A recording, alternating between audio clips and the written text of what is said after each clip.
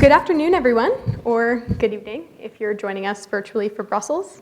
My name is Megan Hogan, and I am the Eranda Rothschild Foundation Junior Fellow at the Peterson Institute for International Economics in Washington, D.C. I'm also the founder and former co-director of DisinfoLab, which is an undergraduate disinformation research lab based at the College of William & Mary's Global Research Institute. It is my distinct honor and pleasure to moderate this session on countering disinformation. We have two panelists with us today, Dr. Hayden Bassett and Mr. Ben Dubow, with unique and complementary backgrounds and perspectives, which I anticipate will make for a highly informative and enlightening session. So I would like to begin the conversation by discussing the inherent vulnerabilities we all have that make us susceptible to disinformation. During the ongoing Russian invasion of Ukraine, Russian President Vladimir Putin has made Ukrainian cultural heritage an object of war, promoting an ideology that Ukraine is a part of larger Russia and provoking a number of crimes against tangible Ukrainian heritage, such as monuments, buildings, works of art, etc. Dr. Bassett, your research with the Cultural Heritage Monitoring Lab is at the forefront of this issue. What role does cultural heritage play in disinformation, particularly with regards to the Russian invasion of Ukraine? And is cultural heritage a vulnerability? Absolutely, and I'll just step back and say, one thing we've heard throughout today is the information environment described as an ecosystem. And parts of that ecosystem are both tangible and intangible. Much of us, when we think about information, we think about it in its intangible form. But one thing that my lab studies is the tangible manifestations of that. And so cultural heritage being a key tangible manifestation of the information environment, particularly in Ukraine right now. When we look at cultural heritage, think about what it is. Think about what tangible cultural heritage is. So places of worship, archaeological sites, monuments, memorials, museums, places that you can think of as key nodes of agreement on something. So I agree with this version of history as represented by this monument, by the collections in this museum and the story that tells, whether that's a story of national identity, a story of the ethnic identity, things that both support some narratives, but important for this context, things that contradict some narratives. So when we think about the invasion of Ukraine, we see cultural heritage in places like Eastern Ukraine contradicting Russia's narrative. And that narrative is one in which, there is no such thing as Ukraine, as Ukrainian identity. But what I often tell people is that cultural heritage is, one of the most dangerous things about cultural heritage is it's three things. It's an identity, it's a location, and it's a date. And so think of a cemetery. Think of every headstone on that cemetery. You can think of it as the name, which you can tie to identity based on the language and other things like that. It's, of course, a location, but also it's a series of dates, placing that identity in a location.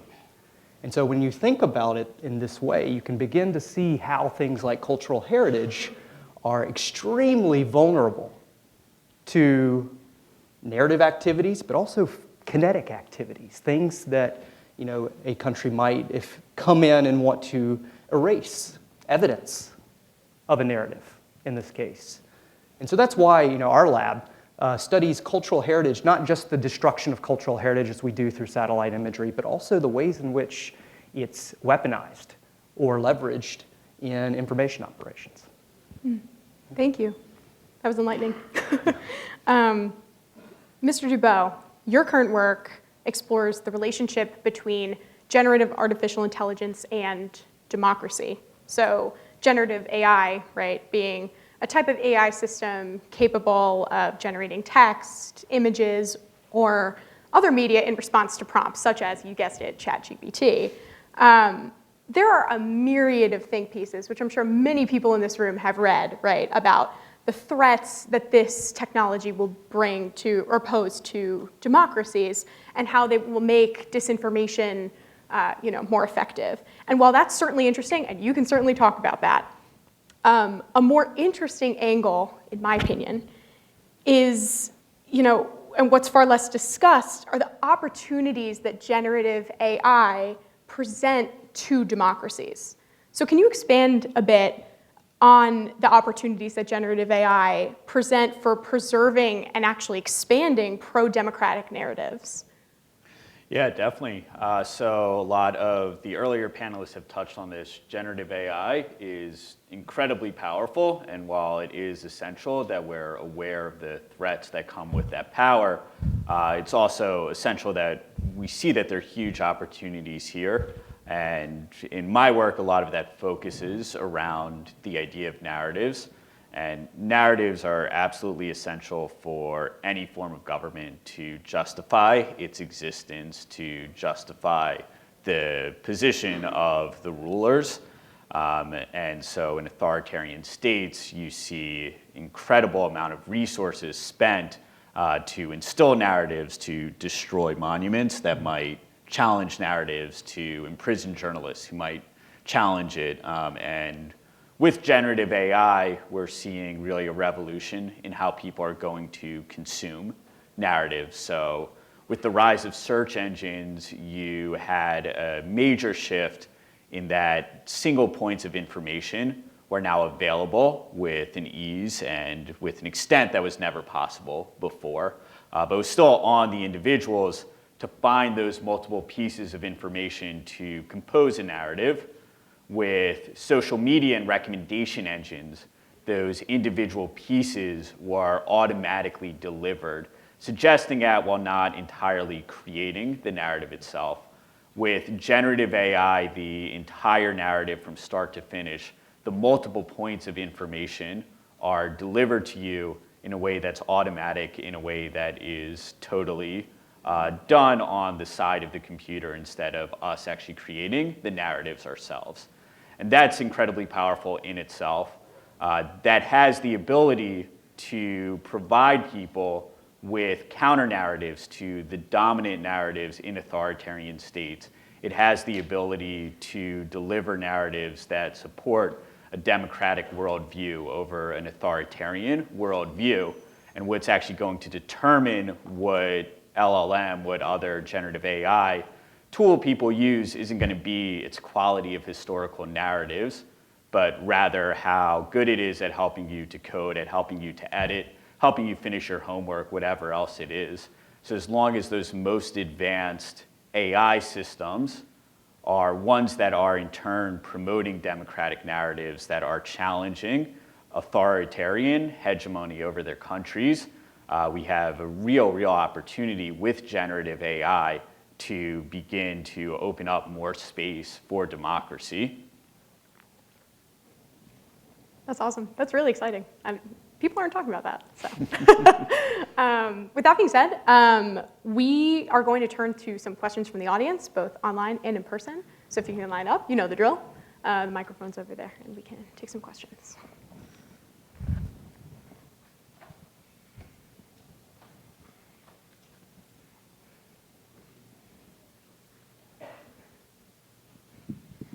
So, hello.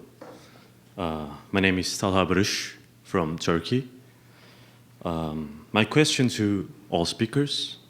So, how big of an impact do you think media manipulation can have from a sociological perspective? And what can international organizations like NATO to do about this issue? And second question is, if the government of a NATO member country tried to control people's thoughts, elections, issues related to irregular migrants, and all media perception, how would you try to combat it? Thank you. Take it, yeah. So it's a great question. Media manipulation can have a huge role on people's perception. It's why authoritarian states devote so many resources towards controlling the media. It's why even democratically elected leaders who want to bring about democratic backsliding invest so much time and effort into controlling media. So that manipulation is absolutely massive in terms of its impact on getting people to vote certain ways, on getting people to believe certain things that uphold the regime's power. For what to actually do about it, it becomes very difficult when, especially if it's within a particular country where the leader has come to power saying that he's coming to power to fight against the foreign influences that are undermining the traditional local culture of the country. Because when you do that, a lot of times those efforts that, from our point of view, are very well-meaning, are just meant to build up civil society, are just meant to improve media literacy, can really backfire. And it's very easy for authoritarian leaders, would-be authoritarians, to point at those examples and just say, don't listen to them, this proves my point. Look at how these Western powers are trying to force their values of media on ours. So it's very difficult. What we can do is continue to fund independent journalists, continue to provide a safe space for journalists to promote their message, make sure that there continues to be a free internet, free ways to get around firewalls, to use VPNs to access free information, but it can be very, very challenging, and you have to be very careful not to overextend yourself in getting involved in a partner country's media environment. Yeah, great. Now we're going to take a question from online. Dr. Bassett, this one's for you. It goes, can you give some specific examples of the disinformation efforts about cultural heritage perpetrated by Russia in the current conflict in Ukraine? Absolutely. So there's several big ones, but I'll give just a few.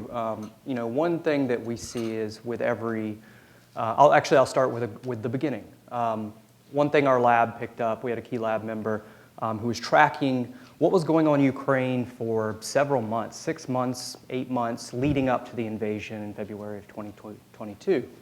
And one thing that he picked up on was that we weren't actually seeing things what I just described as cultural destruction. We were actually seeing cultural construction.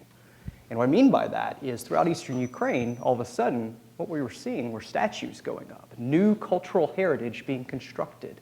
Things, like I said, cultural heritage is a key nodes of agreement, basically engineering those nodes of agreement in order to prep the terrain in a way that would suggest that you are standing, in fact, in ancient Russia and not eastern Ukraine.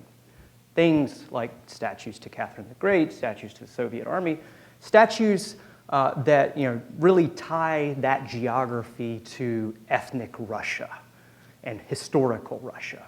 So that's one key way in which information and disinformation is woven through physical evidence on the ground in order to build that information ecosystem. It's not simply pumping information out there. Right. It's carefully engineered in both tangible and intangible ways. Oh, wow. Thank you. Hi, my name is Elijah Sai. I'm a student at William & Mary. My question is about generative AI.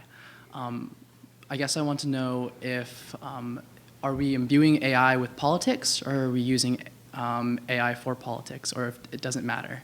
I also wish to know, because I don't think I keep up as much with kind of the AI side of things. Is this the direction that politics are heading, where it will be kind of like generating arguments, and each side will have to use AI to kind of keep up? Maybe I sense fear in myself because I probably can't understand it, because I probably can't think that fast.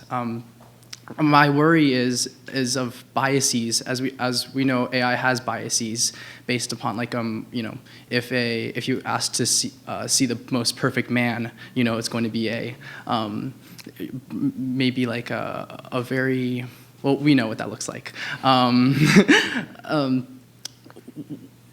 with that being said, if AI is used for politics, there will be biases, and how do you foresee mitigating that? Maybe I'm just blabbering, but these are all really, it's really fascinating what you're doing. Thank you. Thanks. Yeah, it's a great question, and yeah, it's definitely one that I worry about a lot. So before my current role, I was in advertising and doing ad tech, and one of the normal ways we would launch a campaign is we would come up with 5 or 10 variations of our messaging, run small tests, and see which of the 5 or 10 perform best, then commit to that 10. With generative AI, you can do that hundreds of times over, and what's going to be most successful, what's going to resonate most with people is what affirms their biases. And by that, I don't mean that necessarily as like a kind of moral statement on it, but just if we expect something to happen, it's not going to, trigger our alarms. It's just going to be what we expected.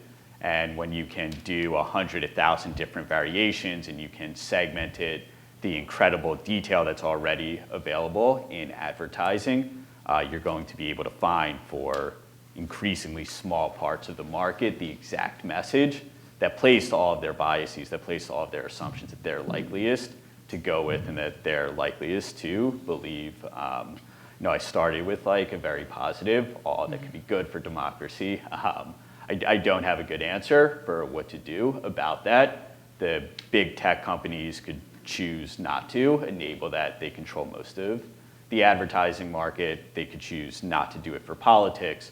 For the most part, they don't advertise tobacco, they don't advertise gambling. That's without any government intervention. So the big tech companies can choose not to make that available. At the same time, the government could regulate it, although that probably would take significantly longer. Hopefully not so long that by the time it gets around, it's all people who are in office because their AI put them there.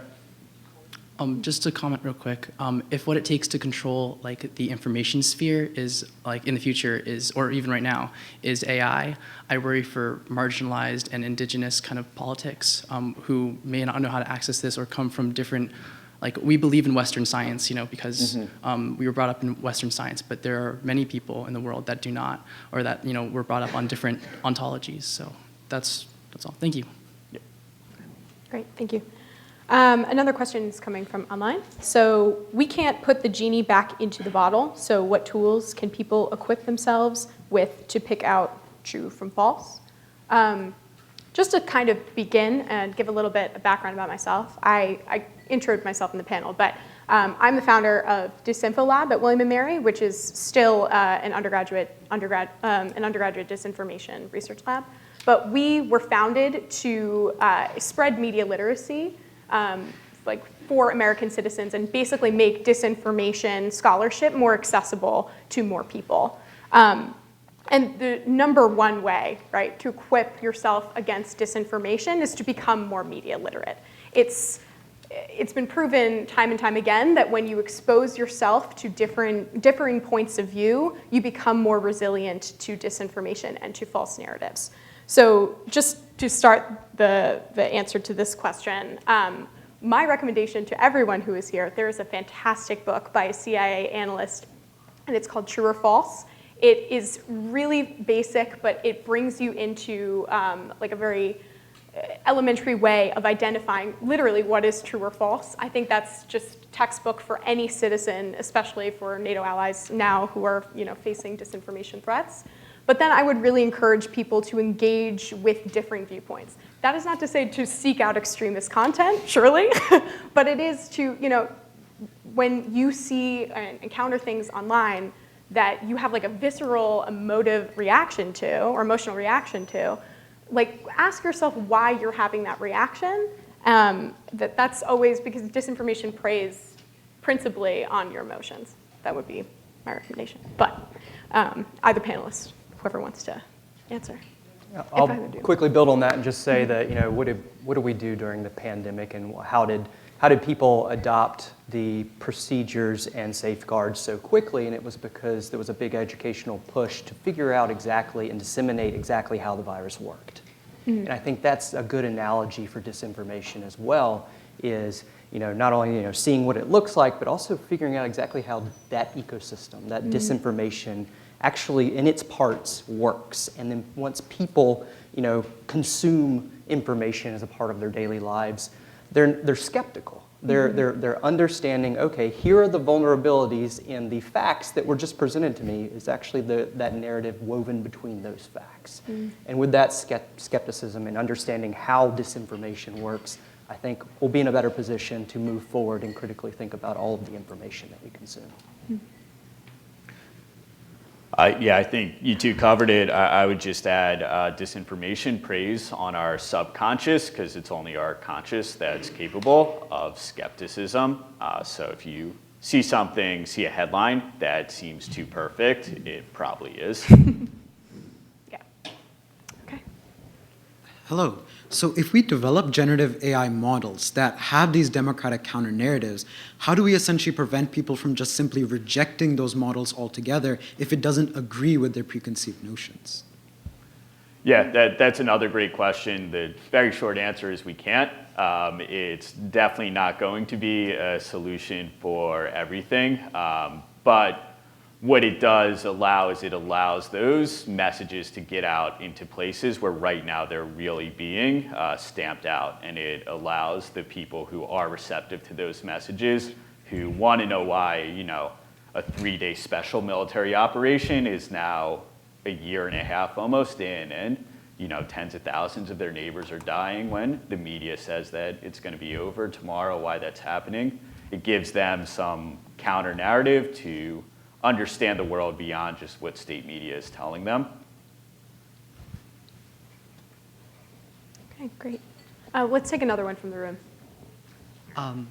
Hello, my name is Adam Ashi, and I'm from Morocco. I'm a student at UMBC, and my question is, how do we fight Russian disinformation that's not targeted at the West or to its own domestic audience, but the third world, by which I mean the Middle East, Africa, Southeast Asia, big economies that have been impacted usually through mass food security that Russia is now trying, that was caused by Russia's invasion of Ukraine, but it is now trying to convince that it's caused by NATO sanctions and NATO actions against Russia. You can take this by taking a bunch. Yeah, sure. So one of the areas that our lab really focuses on is disinformation from Russia in Africa in particular. And one thing that we see is that makes it very difficult. And this isn't true. This is true for Russia, and it's true for other kind of engineers of disinformation in places like Africa, is that they're using media that does not leave a digital footprint that allows us to track it or combat it as closely as we would something on the internet. Play things like local radio, things like local television, broadcast television, and at the end of the day, person-to-person contact, whether through cultural centers, embassies, institutes of higher education that are sponsored by these states. These are the things that actually are most difficult to counter. And there's not necessarily a great solution right now while we are focused on the cyber-enabled disinformation. But all that's to say is that it's going to ultimately take a large-scale educational initiative like we were just talking about in order to combat some of these non-digital media and consumption, how people are consuming these non-digital medias. That's where I would go with that. Thank you very much. Sorry. Yeah, I would just add too, I think it's a great example of where the diversity of NATO countries is our strength. Russia certainly has its share of diversity. It has speakers of a lot of languages, but we attract people from all over the world. And we need to take advantage of that. We need to engage with those communities. We need to make sure that Spanish speakers, Arabic speakers within the NATO alliance are front and center for fighting disinfo all around the world. We'll take another question from online. Thank you. So will open source AI models on the internet create more risks or opportunities for democracy enhancing AI? It's going to do a lot of both. Yeah. It's very hard to predict which will be more. I mean, it's like I do think it's a revolution on the scale of the internet. And you know, even now, I think you'd be hard pressed to say whether the internet created more opportunities or more risks, because it created so much of both. Yeah. It's very hard to weigh which was more. But definitely, if there's one message I'm trying to send, it's don't ignore the risks, but there are a lot of opportunities, and get excited about all of those opportunities. Right. Don't just drown in the doom and gloom, Yeah. right? Yeah. We can take another one from the room. So this one's sort of similar to that one. We've been discussing the role of AI in countering disinformation, the opportunities, the dangers.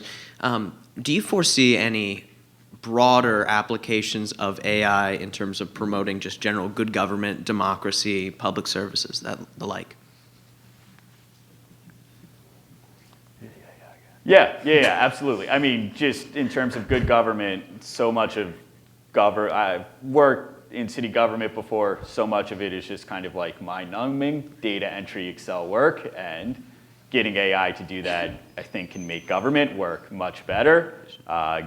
Using AI to understand the cultural context in a foreign country to really kind of get background on what sort of messaging will resonate with them, I think can make connections between civil societies much easier. And I view that as kind of one of the real huge potentials of AI, is to act as a translator, not just word for word or sentence for sentence, but cross-cultural, to help people from other countries really understand the worldviews that are vastly different than their own, and to be able to better understand where people are coming from, and to better be able to connect because of it. It's reassuring to hear. Thank you. Okay, before we get to the final question, I'm going to take one more for online. So I'm sorry, but there's no more left in the room today. So paralleling, this one's for you, Dr. Bassett. Paralleling their genocidal pogroms, the Islamic State also undertook a systematic iconoclastic campaign across Syria and Iraq. Aside from their globally publicized attacks on the Mosul Museum and UNESCO World Heritage Sites, the IS actively targeted the sacred sites of various communities. Can you talk a little bit about the connection between cultural heritage attacks and the attacks on religious groups and ethnic minorities? Sure. So I'll just say that, listen to that prompt very closely, and it's easy to see that the motivations behind that was all of, in large part, an information campaign. This was a way to make them, a very, potent way to make themselves very visible, to go after these major sites of local, regional, national, and global significance, make examples of them in their mind. Yes, there are many ideological motivations behind that, but at the end of the day, this was a campaign that sought to create messages and build status in ISIS, in related extremist groups.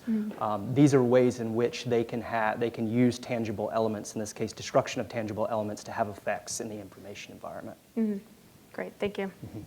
Okay, so for our last question, considering that this is a panel on countering disinformation, it seems only fitting, right, that our last question that we conclude, right, with the basic, albeit crucial question of what should we do going forward, right? What should we, civil society, governments, social media platforms, prioritize in the fight against disinformation?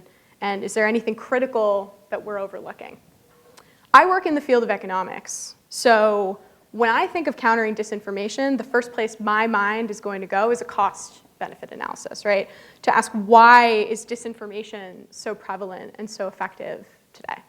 And really, the answer to that question is that disinformation is easy to produce, it's low risk, and it's cheap to make, especially when you compare disinformation to conventional methods of warfighting. So any effort that reduces this ease of production raises risk or raises cost. So in short, anything that makes an influence operation cost prohibitive, I see as an effective strategy. Take the Biden administration's new strategy of declassifying intelligence as a way to undercut foreign disinformation as an example. It's a shame that Rear Admiral Kirby could not be with us today, but what the Biden administration is doing is like truly transformative. By preventing Russia from defining how the war is perceived by the rest of the world, this new strategy raises the risk that Kremlin disinformation it raises the risk of Kremlin disinformation failing, essentially, right? So making that an effective countermeasure.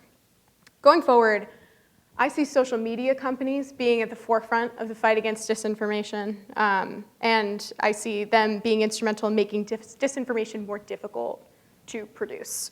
So strategies such as like taking down botnets that amplify disinformation. Botnets were a huge part in they played a huge role in 2016 in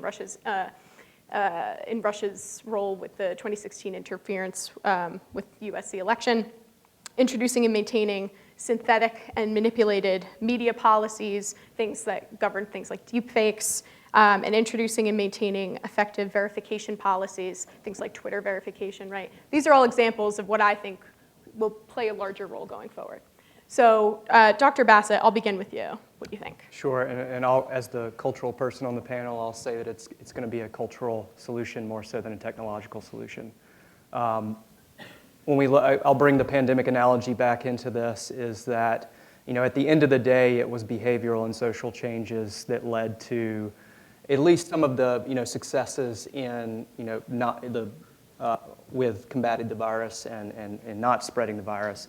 And I think that analogy is perfectly appropriate for disinformation as well, is that you're going to have a whole of society response in the same way we just had a major whole of society response with the pandemic. It's going to take education, like it did with the pandemic, at the lowest educational level, so our elementary school all the way up to you know, mid-career and older career professionals. These are the elements that we're going to have to bring into it. Again, taking the lessons learned from the pandemic, bringing them into this new pandemic of disinformation. Certainly don't disagree with you. Mr. Dubow? Yeah, so like to kind of think of information, or we've had the analogy before of information, like an ecosystem or a system, and that's really how you need to view it. Any single story, any single piece of information, by the time you're able to definitively determine whether it's true or false, would have already spread multiple times around the world. So really all we can do is think about whether we have systems in place that are likelier to bring out false information or true information. Some social platforms have already begun to address the fact that disinformation preys on the subconscious by asking people if they really want to share something when they haven't actually read the full article yet, or by downranking things that have more emotive content or more emotive language, and upranking content that comes from authoritative sources. But I actually agree that I think ultimately it's not technological, it's behavioral, and it's not going to be about just limiting information, it's going to be about actively promoting democracy, and a lot of that is behavior. It's not just telling people how great democracy is, it's actually enacting it every day. It's getting involved with your local neighborhood, with your local communities, with local civil society. We can kind of talk all we want about what the big corporations should do, what government should do, and to be clear, they should do a lot, but democracy ultimately comes down to individual actions aggregated over the millions, and we need to continue to act, continue to model the democratic behavior that is core to our values in order to make sure that they continue to grow to make sure that they triumph over authoritarian values. Okay, so it's not just, it can't just be one solution, right? Like not just government, not just private sector. Google can't solve all our answers, right? Yeah. It has to be all of us together. Awesome, great. Thank you so much. And thank you for everyone who is watching both in person and online. And thanks for such an interesting conversation, everyone. Thank you.